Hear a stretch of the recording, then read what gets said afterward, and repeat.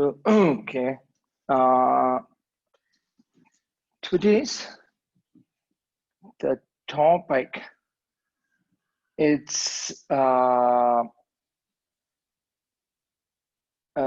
point of the mind training, and the third point of the mind training it's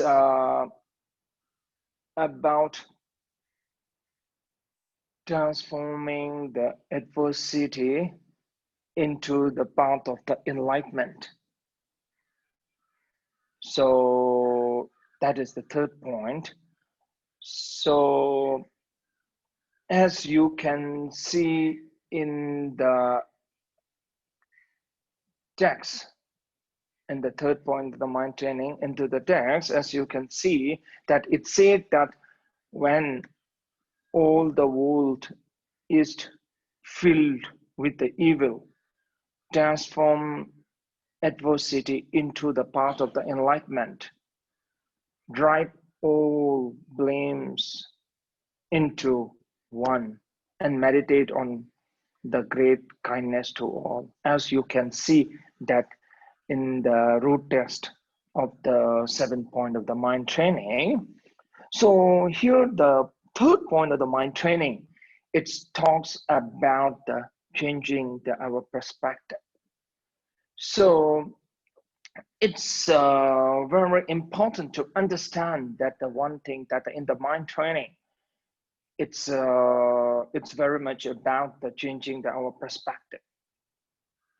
So many times I used to say the one thing that the problem is not a problem. Perspective towards the problem is problem. So you can just look at the word as evil. Evil. If you look at this word, the evil, if you read it from backward, if you look at the word evil, E-V-I-L, evil, if you read it from the backward, it will become a life. So it is up to you how you read this word. If you read it from backward, that word will become alive. So that's why. That's why. So it is the mind training. It's mainly very much about the changing our perspective. So now how we have to change our perspective. It's talking about how we can change the perspective. So let me tell you the one story. So ancient time, there is one in the Middle East, there is one merchant, and the one merchant, and he was traveling in the desert, and while he was traveling in the desert, he had 10 camels. The desert, and he reached middle of the night. He reached one lodging, the hotel, very old hotel. When he reached there, so in the middle of the night, then he got a room for himself. Then he went to tie his camels. He got 10 camels. And after the tying the 9 camels, the 10th one, when he was going to tie the 10 camels, he realized that he lost the rope and the wooden pole of the 10th camel. So now he cannot find that at all. It's a very dark. So when he cannot find the wooden pole and the rope, then he asked the hotel, the caretaker, that does he have any spare rope and the wooden pole to tie the camel. So the take care of the hotel take care told him that he don't have any spare, the wooden pole and the rope to tie his 10th camel. So now he was in the very dilemma, so he don't know what to do. If he left the camel, the 10th camel, without tying, then that camel might go some other place, and he might lose that camel. So then the what happened is that hotel taker told him that just bind the camel. Just bind the camel in the pole with the invisible wooden pole, tie the camel with the invisible rope. That really, he was completely shocked and surprised that how I can tie the camel with the rope which is not exist. How I can tie the camel on the wooden pole which is not exist at all. Then the old hotel, the taker of the hotel told him that you don't have to worry. Just act like you are tying the camel with the rope. Even there is no rope, even the rope is not visible. So he have no other choice. He have to do that. Then he bind the 9 camel with the real rope, with the real rope. But the 10th camel, he don't have the rope, he don't have that wooden pole. Then that's the middle of the night, very dark, cannot see. But he went near to the 10th camel, and he act like he's putting the wooden pole in the desert, in the ground, and he touch his hand on the neck of the camel and act like he was bind the camel with the rope, and ask the camel, now you sit down. But the very interesting thing, the camel sat down.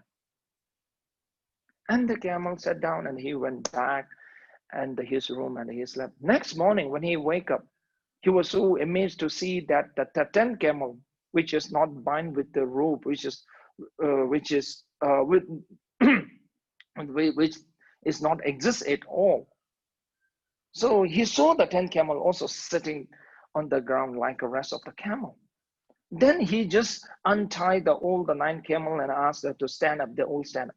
But the 10th camel, when he was asking to stand up, the 10th camel is not standing up. Even it is not a tie. Even it's not tied with the rope, it didn't stand up. So then again, he went back to the hotel and asked that the take care of the hotel, and he told the story that the 10th camel is not standing up.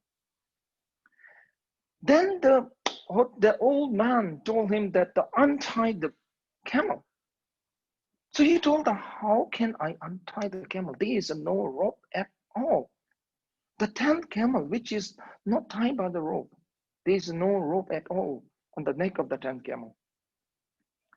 Then the old man told him to just go and act like you are untying the rope. Act like you are pulling out the wooden pole, and ask the camel to stand up. He did exactly like what the old man said. And the very surprising thing is the camel stand up. And he was completely freaked out and thought that that might be the magician.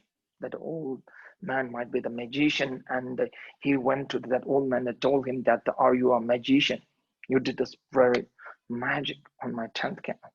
That the old man laughed and said that, no, I'm not magician. I know the trick that because we human, we are tied with the invisible rope which cannot be seen. These camel, the animal, easily can tie with the rope which cannot be seen, which is not exist at all. That's a very true. So we are the tied with our perception. We are the tied, bind with all these false conception, which is not really over there, but we are tied with all this false conception. So that's why the thing is that we are bind with our perception. How we untie with this false perception? We have to accept that our perception is not right. Because our perception based very much on our false conception. So that's why when you believe that what you're seeing all the right, what you hear all the true, that will boost your ego. That is the way of boosting our ego. So that's why the people, when they start to discuss, it turn into the argument. Whenever you discuss, after the few minutes later, it will turn into the argument. Because the difference in the argument and the discussion is that the discussion is more to finding the truth. It is discussing about what is the truth. Argument is the based on the who is the truth, who is the right.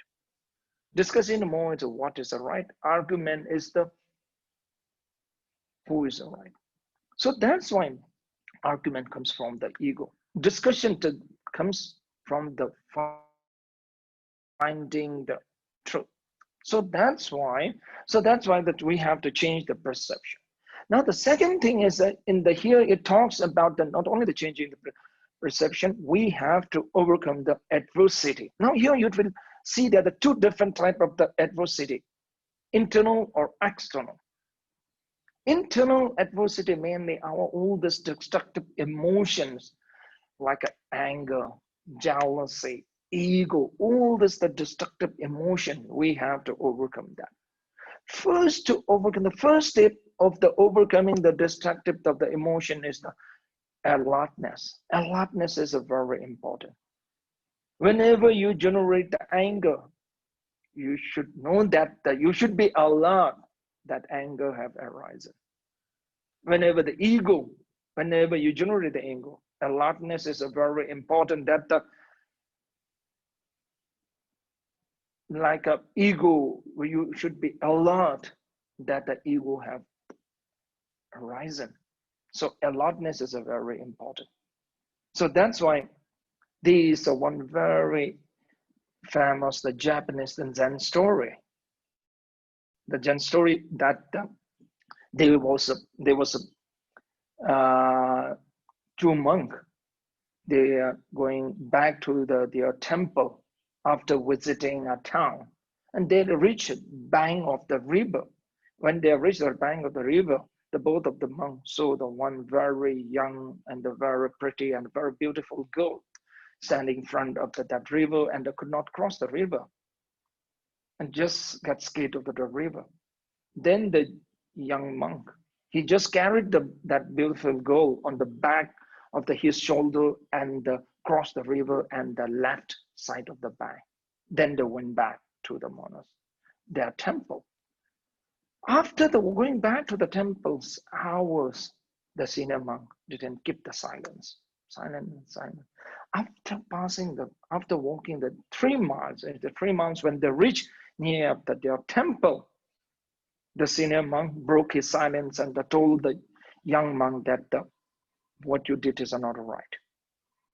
Carrying a girl on your back of your shoulder, it's a go against the monk's rule.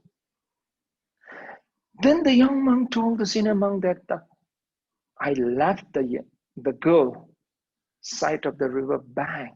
You are still carrying the girl in your mind. That's a very interesting saying that the young monk, when he carried the girl and he left at the river bank, that the old monk still from that's 3 miles have passed, but still he was thinking that incident again and again about the girl. So carrying in mind. So that's why same thing that it's happening in our life. Whatever the bad experience you have, still we are carrying maybe years and the years. Sometimes you may have lost someone. Maybe you might have a bad time with someone, or you may have the argument with someone. But still, this incident which happened in the past, you are carrying in your mind years and the years and the years. So that's why why you are carrying all these things in your mind, because you are not alert. When these all thoughts or the bad experience, what happened in your past, when it comes into your mind, you are not alert. You should be alert. So once Buddha, when he was instructing the monks, he told the old monks, don't touch the girl. Then the Ananda, Buddha's the assistant, raised the question to the Buddha that in such a condition, when we have to touch the girl, and the girl was falling into drowning into the river and falling into the pitch, what we have to do in such a condition when we have to touch the girl. So Buddha told that when you have such a condition, when the girl is drowning in the river, when in the fall in the pitch, when you have to touch, be alert. So that's the That's the story that the senior monk, he missed the Buddha's the second point, the be alert. He just followed the don't touch. Be alert. He forgot that. So this is the story that we have to learn from that, the be alert. When we are carrying a lot of the past memories we are carrying in the mind, sometimes that really hurt us. So that makes us cannot move forward. So may everyone have a bad experience. Everyone have a bad experience, or everyone might have something. Everyone have lost someone in their life.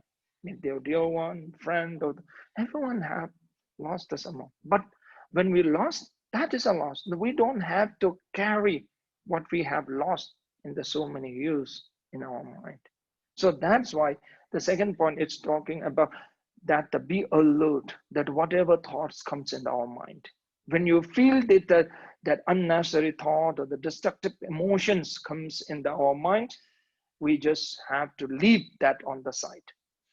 Leave that. Okay. Now in the third point here, it's saying that meditate on the great kindness to all. So great kindness is something like that. It talks about the compassion, practice the compassion. Because most of the destructive emotion arise because of the self-cherishing attitude. Because of the self-cherishing attitude, because we are too much attached to the self. So when you are too much attached to the self, we focus too much on the self. We have to shift our focus. We have to look and see that the sufferings of the other. Right now, we will just look into ourselves. We focus ourselves too much. What will happen to me? What I should have? What I should eat? What way should I go? And what should I have? It is if you look at your thought, 90% of the thoughts that is related with the self-welfare. So if it is helping, it's a fine. But it is not helping. It creates more stress in our mind. So that's why it's saying the minimize of the thought which thinks of the self. Minimize of those thoughts which kill only the self. So that's why it's saying that don't focus too much on yourself. Don't focus too much. So it's saying to shift your focus. Think the sufferings of the other. Generate the compassion or kindness to other. So that's the point. So that's why I always used to say the one thing that when you take the group picture after the seminar or after the gathering or the whatever, when you take the group picture, and if you see that the group picture after the example that when you had the party, okay, when you had the party, after the party, you took the group picture with all the participants of the party. And once you get that group picture in your hand, to whom you will look first? To whom you will look first? I'm sure yourself. Am I right?